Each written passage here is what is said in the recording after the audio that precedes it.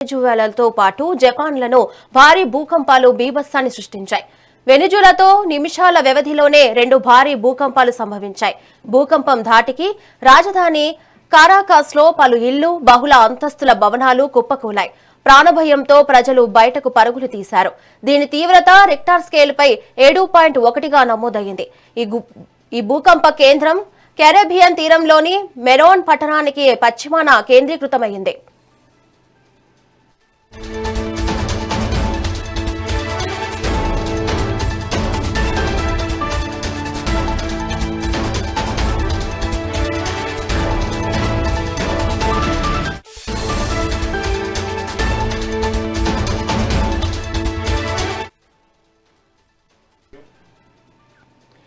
Breaking news చూస్తున్నాం. దక్షిణ America దేశమైన వెనిజులాతో పాటు జపాన్లను భారీ భూకంపాలు బీభత్సాన్ని సృష్టించాయి. వెనిజులాలో నిమిషాల వ్యవధిలోనే 2 భారీ భూకంపాలు సంభవించాయి.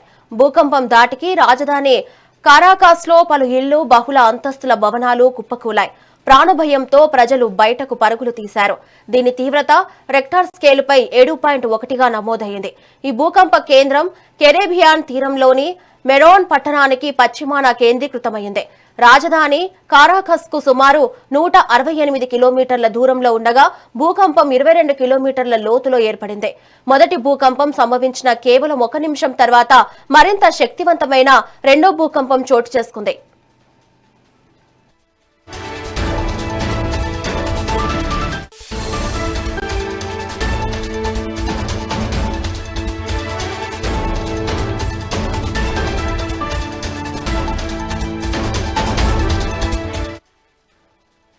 దీని తీవ్రత రిక్టార్ స్కేలుపై 7.5గా నమోదైంది.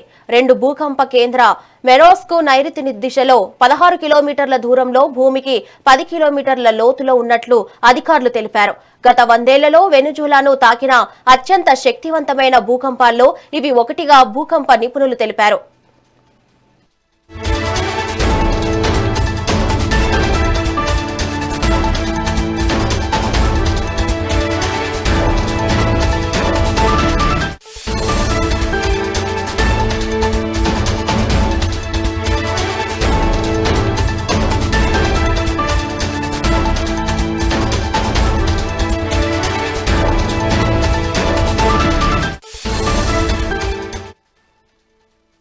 ఇక మరోవైపు జపాన్లో భారీ భూకంపం సంభవించింది.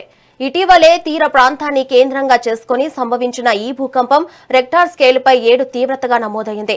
భూకంప ప్రభావంతో హషికామి పట్టణంతో పాటు పలు ప్రాంతాల్లో భూమి బలంగా కంపించింది. కొన్ని సెకండ్ల పాటు ప్రజలు తీవ్ర భయాందోళనకు గురయ్యారు. భూకంప కేంద్రం ఉత్తర పసిఫిక్ మహాసముద్రంలో భూమికి సుమారు 64 కిలోమీటర్ల లోతులో ఉన్నట్లు గుర్తించారు.